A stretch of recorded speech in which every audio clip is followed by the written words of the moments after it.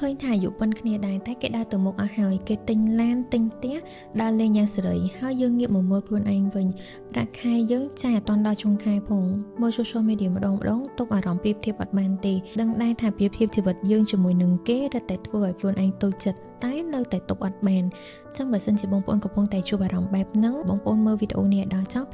ថ្ងៃហ្នឹងយើងនឹងជជែកគ្នាថាហេតុអីបានជាយើងចូលចិត្តប្រៀបធៀបខ្លួនឯងជាមួយនឹងអ្នកផ្សេងហើយធ្វើមិនទើបយើងអាចបញ្ចុះបានការប្រៀបធៀបជីវិតខ្លួនឯងជាមួយនឹងអ្នកផ្សេងគឺជារឿងដែលមនុស្សយើងតែងតែជួបប្រទះមិនថាអ្នកមានអ្នកក្រមនុស្សជោគជ័យឬក៏អ្នកដែលទើបតែចាប់ផ្ដើមទេម្នាក់សុទ្ធតែធ្លាប់លួចប្រៀបធៀបខ្លួនឯងជាមួយនឹងអ្នកផ្សេងដូចតែគ្នាតាមធម្មជាតិមនុស្សយើងតែងតែវាយតម្លៃសមត្ថភាពខ្លួនឯងតាមរយៈការប្រៀបធៀបយើងជាមួយនឹងអ្នកផ្សេងវាគឺជាវិធីមួយដែលខួរក្បាលយើងចង់ដឹងថាខ្លួនឯងធ្វើបានល្អឬក៏អត់កាលសម័យមុនមនុស្សយើងប្រៀបធៀបគ្នាព្រោះចង់ដឹងថាអ្នកណាខ្លាំងជាងអ្នកណាមានស្បៀងអាហារច្រើនជាងឬក៏អ្នកណាមានបច្ចេកទេសរស់រានមានជីវិតល្អជាងប៉ុន្តែនៅក្នុងសម័យនេះគឺបងប្អូនយើងមិនមែនប្រៀបធៀបខ្លួនឯងជាមួយនឹងមនុស្សម្នាក់ឬក៏ពីរនាក់ទេប៉ុន្តែយើងប្រៀបធៀបជីវិតពិតរបស់យើងជាមួយនឹងជ្រុងមួយដ៏ល្អឥតខ្ចោះរបស់មនុស្សរាប់លាននាក់នៅក្នុង social media ហើយមានរឿងមួយដែលយើងភ្លេចគិតទៅវិញថាបណ្ដាញសង្គមមិនមែនជាជីវិតពិតទាំងស្រុងទេ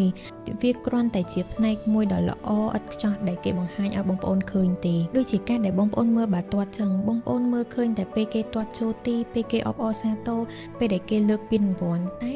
យើងមិនមើលឃើញដំណាក់កាលមុននឹងទេពេលដែលគេវឹកហាត់រាប់ខែពេលគេត្រូវរងរបួសពេលបរាជ័យពេលដែលគេហត់នឿយហើយចង់បោះបង់ចោលគឺគេមិនដែលបង្ហាញឲ្យយើងទាំងអស់គ្នាឃើញទេចឹងហើយរាល់ថ្ងៃហ្នឹងគឺយើងកំពុងតែយកទស្សនវិជ្ជានៅពីក្រោយឆាករបស់ជីវិតខ្លួនឯងទៅប្រៀបធៀបជាមួយនឹងទស្សនវិជ្ជាដ៏ល្អឥតខ្ចោះរបស់គេនៅលើឆាកចឹងធ្វើបែបហ្នឹងគឺអយុត្តិធម៌សម្រាប់ខ្លួនឯងខ្លាំងណាស់ដែលធ្វើឲ្យយើងចេះតែមើលស្រាលសមត្ថភាពខ្លួនឯងមូលហេតុមួយទៀតដែលធ្វើឲ្យយើងមានការតូចចិត្តជាខ្លាំងនៅពេលដែលយើងប្រៀបធៀបជីវិតខ្លួនឯងជាមួយនឹងគេយើងមានអារម្មណ៍ថាយើងដើរយឺតជាងគេដោយសារតែបងប្អូនកំពុងតែយកចម្ពោះជីវិតខុសគ្នាមកប្រៀបធៀបជាមួយគ្នាឧទាហរណ៍នៅក្នុងសៀវភៅមួយក្បាលបងប្អូនទើបតែអានដល់ចម្ពោះទី3ទេ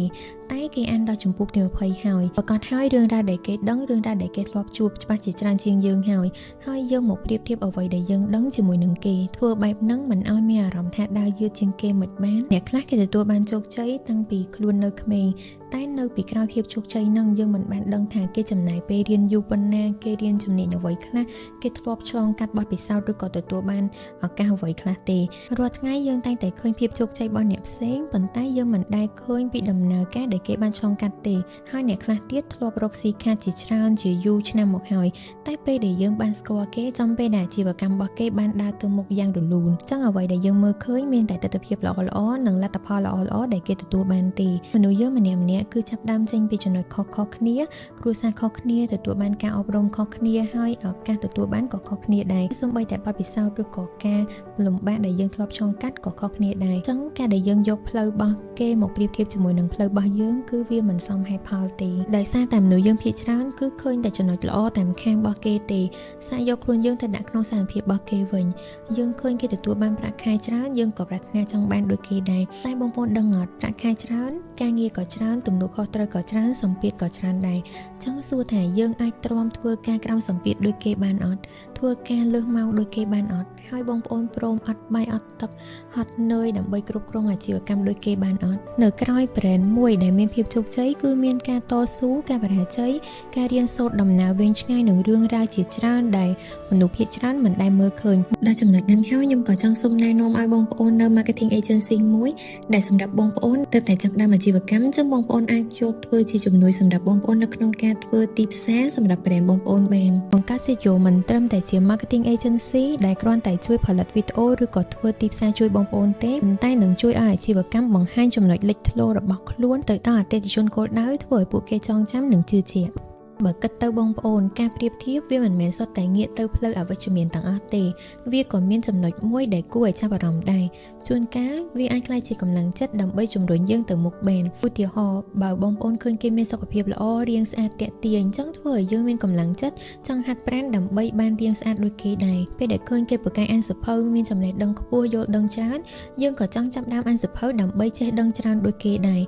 វាសំខាន់ទៅលើផ្នត់គំនិតរបស់យើងគឺពេលដែលយើងឃើញគេជោគ កជ័យឃើញគេល្អជាងយើងជំនួសឲ្យការតូចចិត្តនឹងខ្លួនឯងបងប្អូនបំលែងវាទៅជាកម្លាំងចិត្តវិញគិតថាបើសិនជាគេធ្វើបានចឹងយើងក៏អាចរៀនសូត្រដើម្បីធ្វើឲ្យបានល្អដូចគេដែរអ្វីៗគ្រប់យ៉ាងគឺខុសគ្នានៅត្រង់ការគិតរបស់យើងម្នាក់ៗការគិតមួយគឺបង្កើតជាកម្លាំងចិត្តហើយការគិតមួយទៀតគឺបង្កើតទៅជាភាពអន់ចិត្តចំពោះខ្លួនឯងការប្រៀបធៀបគឺជាធម្មជាតិរបស់មនុស្សយើងហើយបើសិនជាយើងចង់ប្រឈប់ភ្លាមៗក៏ពិបាកដែរតែបងប្អូនអាចគ្រប់គ្រងបានដោយបង្វែរការគិតទៅលើចំណុចផ្សេងវិញដូចជាជំហានដំបូងឲ្យតែពេលណាបងប្អូនចាប់អារម្មណ៍ថាខ្លួនឯងកំពុងតែលួចគិតថាចង់បានជីវិតដូចគេចឹងយើងផ្អាកបន្តិចហើយសួរខ្លួនឯងថាតើយើងពិតជាបានដឹងពីដំណើររឿងទាំងស្រុងរបស់ជីវិតគេមែនអត់ឬក៏យើងគ្រាន់តែឃើញតែជ្រុងមួយដ៏ល្អដែលគេបង្ហាញឲ្យយើងឃើញទេនៅក្រោយពីភាពជោគជ័យហ្នឹងគឺជាភាពបរាជ័យច្រើនលើកច្រើនសារដែលគេខិតខំតស៊ូទម្រាំតែគេមានថ្ងៃនេះចឹងយើងយកធ្វើជាគំរូវិញជំហានទី2បើសិនជាបងប្អូនចង់ប្រៀបធៀបគឺប្រៀបធៀបចំពោះខ្លួនឯងតែម្នាក់គត់គឺខ្លួនឯងកាលពីម្សិលមិញ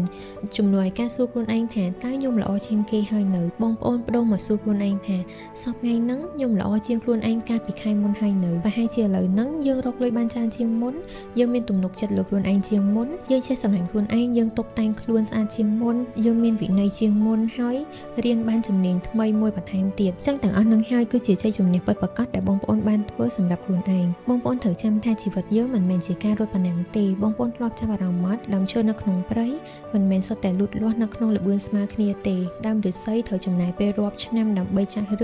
ទៅវាអាចលូតលាស់បានខ្ពស់តតែបានដើមឈើធំៗខ្លះលូតលាស់យឺតៗណាស់តែវាប្រែជាមាំទាំនិងរឹងមាំខ្លាំងបំផុតហើយផ្កាខ្លះរីកស្គុះស្គាយនៅក្នុងពេលតែប្រហែលសប្តាហ៍ទេចំណែកដើមឈើហូបផ្លែខ្លះទៀតត្រូវចំណាយពេលរាប់ឆ្នាំទើបអាចឲ្យយើងបានផលផ្អែមល្ហែមបានពួកវាសុទ្ធតែរីកលូតលាស់ធំធាត់ទៅតាមពេលវេលានិងធម្មជាតិរៀងៗខ្លួនចឹងមនុស្សយើងក៏មិនខុសគ្នាដែរអ្នកខ្លះជោគជ័យតាំងពីអាយុ20ឆ្នាំហើយ